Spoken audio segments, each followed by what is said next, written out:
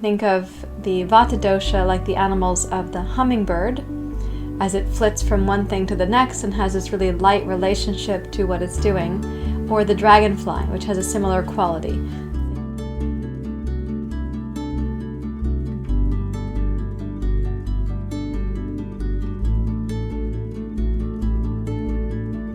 Welcome to the series on pranayama for your doshas. We're going to be discussing the Vata Dosha. I'll give you some descriptions of Vata Dosha, and then what will follow in this playlist will be the pranayama practices that you can do to support your Vata Dosha to be an asset to you, to be something that you feel nourished and inspired by. So Vata Dosha is comprised of two elements, air and ether. And by that, it is the lightest of the doshas. It's the most mobile and the most translucent. It has the easiest time letting go. As you can imagine, air or ether, they have these really light qualities. They don't rest in the ground per se, but help you to rise up. So you can think of the Vata Dosha like the animals of the hummingbird, as it flits from one thing to the next and has this really light relationship to what it's doing, or the dragonfly, which has a similar quality. They can be associated with the Vata Dosha. Vata Dosha in your life cycle is the third phase of life. So it's the final stage of life, and if we were to divide our human lives into thirds, the Vata Dosha would begin for females in menopause, and then for males at about the same age. There's a transition happening in your body biochemically, hormonally, even neurologically, and that's moving you into the Vata phase of life. The first two stages of life are Kapha Dosha and then Pitta Dosha. So depending on how our Kapha phase of life is for us, how we receive the care that is offered to us, the kind of what I call care-providing environment, depending on how that goes, the first phase of life is very formative. It goes with us as an impression through our lives, through the whole span of our life. The Pitta phase of life is also formative insofar as it's a time when we play a role in our community and our society and our family, a role of contribution, of participation. Might be our livelihood, could be parenting, could be community service, right? So from the age of about menstruation for females and equivalent for males, up to menopause for females, equivalent for males, we're in this Pitta phase of life, and that is a time of activity, of perhaps managing things like property or money or certainly relationships of all kinds. In that Pitta phase of life, if we live that well, it's also going to be influencing how we experience our Vata phase of life. So both the Kapha season and the Pitta season of life will be influencing how we show up for our Vata season of life. Now, to some extent, those things are in your leadership. You can, organize how you live your Pitta phase of life. And yet, the Kapha phase of life is so formative that you have these inbuilt reflexive belief systems. Often they're invisible to you because they're so internalized or so familiar that you don't take them to be internalized belief systems. Things like, I have to work hard, I have to get it all done. Or the opposite of that, I can't get it done, and constant postponement. So the way that we come into our Pitta season of life, you can look at that actually in the discussion about the Pitta Dosha. So we'll load that right here for you so you can see it. So the way that we are experiencing our Pitta phase of life, we actually do have some capacity for leadership over that. If we're experiencing Pitta's internal fire of wisdom, the light, you can think of fire as light that shines on the wisdom. We need to see the path ahead of us. In our Pitta phase of life, we can kind of foresee what our Vata phase of life is going to be like if we keep living Pitta in a certain way. Particularly if Pitta is mostly driven by those implicit belief systems that keep us feeling anxious, urgent, busy, preoccupied, or driven, right? Moving out into life like this instead of moving up through this kind of central channel here. So if we have these belief systems that are motivating or driving us, sometimes invisibly, and they're causing things like burnout, frustration, irritation, etc., that's a Pitta imbalance. So that's going to end up going with us into the Vata phase of life. In the Kapha phase of life, we don't have as much leadership over what is happening. Those formative years, we are just making our way to get through like all that's coming at us, how we're being received, how our expressions are being perceived or misperceived, and how we're experiencing moving from in utero to being an infant, a toddler, childhood, school, community, all these things. So that's a very formative time in our life, and it really behooves us to have a reflection back to that formative phase of our lives so we can sense, like, what was happening for me? What shaped me? How did that shape me for my Pitta phase, and how is that going to be shaping me in my Vata phase? To better understand the Kapha dosha, you can check the link that is here. There's a discussion for you about that dosha there. So, that being said, we have the formative years, and then we have these years in Pitta, and then we arrive in the Vata phase of life. Now, it's not only our individual experience and our implicit belief systems and all the things that we kind of acquired in our formative years coming into our Pitta years, it's also society. What are we learning from society, from the messages and the belief systems about the society in which we live? How does society value our Kapha, Pitta, or Vata phase of life? Currently in the Western world where I live, which is the US, our society values the Pitta, Pitta, Pitta phase of life. We don't have as much value on the Vata phase of life. I'll discuss that Pitta, Pitta, Pitta phase of life in that video that I referred to earlier, so you're going to see that right here. So when we go to the Vata phase of life in this society in which I live, it's natural, normal, pervasive to feel a little bit of fear, to feel uncertain, to have a sense of the unknown of your future. And Vata dosha, some of its, shall we say, liabilities, are its inclination to fear and anxiety. And even though it has this dragonfly quality, this firefly quality, anxiety can stem from the Vata dosha being even more ungrounded and having a fear of the future or a fear of the unknown. Right now, Kapha and Pitta will respond to that in their own ways, but Vata moves into anxiety about that. And in our culture, because we don't have a very good structure for how to care for our elders, it is very pervasive that elders ought to feel kind of anxious about what's to come.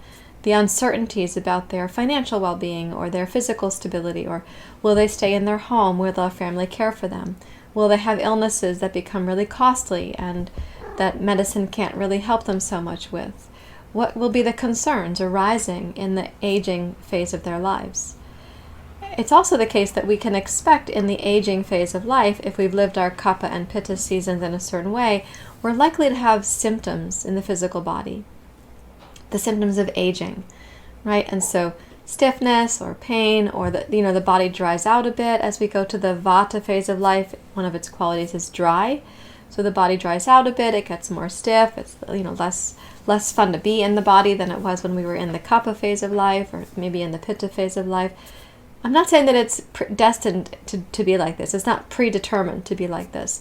But if we can consider these ideas and really look forward at what is going to be our Vata phase of life, that can be very helpful to us to be more prepared for that phase of life. So fortunately, Ayurveda and yoga have suggestions and remedies for balancing each of your doshas. This is a series about pranayama to balance the doshas, and the pranayamas that we're doing in this series, in this playlist for Vata dosha, will be very helpful to your Vata dosha at whatever age you are if you're experiencing the symptoms of Vata dosha, particularly mentally, but also physically. I'm saying particularly mentally because sometimes in the Kapha phase of life, you don't particularly have the Vata body symptoms, but you might have the Vata mental symptoms, like coming up into adolescence and then into your menstrual cycle. Sometimes that at that age of life, we have also fear of the unknown, fear of the uncertainties, right? It's so much is changing with the body, and are we getting proper care and nurturance and education about that? Or are we feeling like it's kind of all on our own to figure this out? Or we currently have many school-age children experiencing things like difficulty concentrating, ADD, ADHD. Those are symptoms also of the Vata dosha affecting the mind, which I sometimes call the ceiling fan of the mind.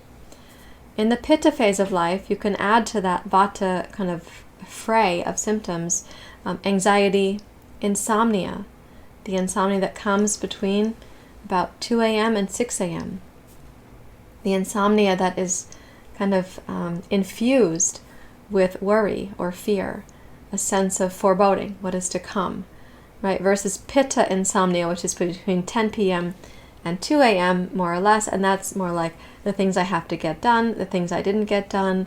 It's a bit more about the tasks and responsibilities of life. And this Vata insomnia is more about fear, anxiety, foreboding, and so on. Also, the Vata dosha can cause not only that mental anxiety and that whirling about or difficulty keeping track of details or kind of pulling your shoelaces together to get your shoe tied, and by that I mean your mental shoelaces, not your physical shoelaces. I personally wear flip-flops, so it's a non-issue, but getting that stuff to be cohesive and organized can be very difficult for Vata dosha. The kinds of anxiety that Vata dosha will have can include a social anxiety, like it would be easier to be a social butterfly like this versus having a social engagement that requires depth or grounding or presence. The feeling that something might be required of you that you aren't prepared for, like a certain amount of intimacy or reciprocity. And this form of social anxiety we feel with Vata dosha because it's the most mobile of the doshas. It kind of wants to get out of that situation. In addition, the Vata dosha can cause difficulty in the mental realm with a sense of like nothing ever gets completed and you don't know that it's not completed, and it's sort of lying about there in the ethers, air and ether elements, and eventually a feeling of like floating up and even disconnecting or dissociating from all those things that are supposed to be getting done. And then at times your other doshas are going to come in and give you a hard time about that. You know, it's going to feel like, oh, look what I've done now, and some regret about that. So keeping that in mind, that can happen in the pitta phase of life, particularly when you have responsibilities and contributions to make. Maybe you're raising a family, this and that, and it can feel like there's always something to do out there. Pitta dosha is going to contribute to that sense of urgency and drive to get those things done. And pitta can move vata adversely. They can actually collude in an unhelpful way. Vata dosha is also capable of supporting us to have a quality of lightness, forgiveness, translucence, a quality of ease. We're like a slow bicycle rider on a sunny day having nowhere to go. It's that kind of ambling about, a kind of aimless, beautiful wandering, but a sense of being connected to all that is, like this larger sense of connection, this sense of awe about life and its, intricacy and delicacy. Vata is the most delicate of the doshas.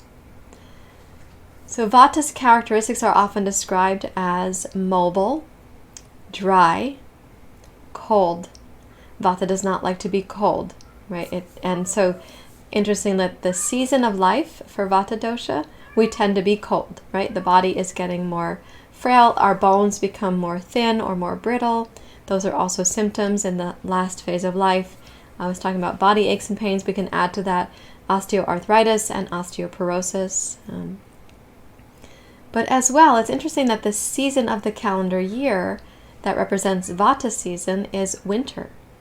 Right? So spring is Kapha season. You'll recall that from the previous discussion. Pitta is summer season. There's only 3 seasons. Spring, summer, winter. You could say fall and winter are kind of combined. So Vata dosha is that period of the year where the elements outside are getting drier and more cold. We can, here in Portland, we can have ice storms, and it can become like windy and, chilling you to the bone, as it were. And by the way, Vata dosha governs your bones. So that's why we have osteoarthritis, osteoporosis, the sense of being chilled to the bones. And the bone structure for Vata body types is thin, like a bird, you can think of like a hummingbird, perhaps. So in that regard, the season of the year, winter, is another consideration for when you practice these kinds of pranayamas. So we consider when to practice pranayama for Vata dosha. You have the symptoms of Vata dosha being out of balance. What season of the year is it? And you want to prevent your Vata dosha from going further out of balance. What time of day is it? And can you help your Vata dosha to to live that part of the day wisely and well, right? You're in the Vata phase of life, and you want to use your pranayama practice to help you with meditation. So these practices can be used in those sorts of ways. You can kind of translate, how do I apply this? It's not just symptoms. It's also the calendar year or the seasonal year, the season of your life, and then the time of day. So Vata shows up twice in the calendar of the day, just as the other two doshas do. In the cycle of the day, the dinacharya of the day, it's from 2 to 6 a.m. and p.m. In the a.m., the 2 to 6 a.m. period of time is considered the most auspicious period of the day for meditation and yoga practice, usually between 4 and 6 a.m., which is when my practice happens to be. So that means that it's the lightest period of the day, and if we haven't had that insomnia of Vata Dosha, we have awakened like clear. The mind is clear like the sky. You feel a little bit of energy, a little bit of alertness. You're not like running for caffeine. And you're not yet preoccupied with the gears of the clock turning. So we have meditation and yoga practice at that time of day. Ideally, it's about an hour before sunrise. You'll know this to be the case, this particular recommendation, if you look at the world's traditions that include meditation, that many of them recommend meditation at 4 a.m. Not only yogis, but other traditions as well. So when we have that 4 to 6 period of the day for meditation or spiritual study or reflection, in the summer for me, that's outdoors. It's the cool morning air. It's the cool morning. It goes from darkness to light because of the area that I live in. We're having that sunrise come right about 5 a.m. right now. In the winter, it's dark between 4 and 6 a.m. So it's an indoor practice with a candle lit and just keeping all the senses quiet and low. The experience of the 6 a.m. transition between Vata and Kapha is very important. And by the way, 6 a.m. means if you're at the equator at equinox. So it's not a static cycle of the day. It's not a static dinacharya. You've got to move that clock up and down on your latitude, right? So the transition, however, between that Vata and Kapha part of the day is considered sattvic. You're moving from the Vata period to the Kapha period. The sun is rising. It's a sattvic experience. And then we move into the Kapha part of the morning, and we start entering what's called the rajasic part of the day. I'll do a discussion on the 3 gunas and how they organize your day. It's a little different than with the doshas, but it's really helpful to keep this one transition in mind. Actually, 2 transitions. This happens in the morning and then again in the evening. So during Vata, the sun is rising, and it's taking us into the Kapha period of the morning. That is a sattvic time of day, a wonderful time of day again for meditation. In the evening, 2 to 6 p.m. is also the Vata period of the day. And that 6 p.m. time, we want to be really thoughtful about. If it's winter, we've gone between 2 and 6 p.m. It's getting dark at 4 o'clock. And the sunset right there is also considered sattvic and auspicious. Now, if the sunset, if you're at the equator, at the equinox, and your sun is setting at 6 p.m., that's the transition right there of sattva, the sattva guna. So that's another really important part of the day between 2 and 6 p.m. where you could stop and do some meditation on the sunset, or you could practice a pranayama technique. Another thing you might do to balance your Vata dosha between 2 and 6 p.m. is to do a restorative yoga pose that brings your Vata dosha back into balance. Something highly recommended, and I recommend it all the time, is a pose very simply done called legs up the wall pose. That means that you're lying on your back, near to the baseboard, and your legs go up the wall. If your legs don't go straight up the wall because your hamstrings are stiff or your hips are tight, just put your legs up on the sofa and elevate your feet a little higher than your knees. So you can think of like on the sofa with another pillow or 2 under the feet. The purpose of that is this inversion experience where the circulation is coming down through your body and moving towards your heart and then towards your head. And it's very refreshing for your nervous system. It's really helpful for your lymph system. It brings your Vata dosha into balance. It helps you to have the cortisol cycle moving down at that arc in the day. Cortisol should be going down, not going up, which is going to keep us awake at night. So this legs up the wall pose can be extremely helpful right there. Or elevated legs on the sofa. Right? Why not benefit your Vata dosha, your cortisol cycle, your blood pressure, your circulation, all the things. Because between the 2 and 6 p.m. window of the day, a lot of people experience Vata imbalance. It's the part of the day where you're like trying to get a lot done, think you're going to run some errands, get some more emails pounded out, the end of the workday, I better get it done, and this feeling that you're kind of on like a hamster wheel of sorts. That's very unsettling for your Vata dosha. That kind of mobility, excess mobility, can disturb your Vata dosha, sending it up into your head. And Vata, when it's rising up, is leaving its primary home in the body, which is down in the colon. So if you think about getting all that stuff done, you're getting less grounded, not more grounded. And what can happen there is if your Vata dosha is out of balance at that part of the afternoon, it can then become an imbalance the next time Vata comes around. So that insomnia that you experience between 2 and 6 a.m. may be connected to the trying to get stuff done between 2 and 6 p.m. So ideally, somewhere in that Vata window, you have a restorative pose or a pranayama practice, or you're watching the sunset. You're watching the sattvic experience of the afternoon and evening. So those are some of the qualities of Vata dosha, and I've mentioned some of the symptoms and how it's comprised. This is a discussion, not like a lecture with chart notes and a PowerPoint slide. So likely you're going to have some questions, which you can leave in the comments below. You can also leave your comments in the comment section below the video. And if this discussion has been helpful to you in some way, please click the like button so I'll get the feedback. And as always, please subscribe to the channel because it helps me to keep producing yoga content for you, yoga and Ayurveda content. And my intention there is really to spread more information about yoga and Ayurveda for people to integrate it into their lives, to make use of these ancient sciences to benefit our personal well-being, and therefore our societal well-being, and therefore the well-being of the ecology and of the whole. Thank you for being here. Namaste.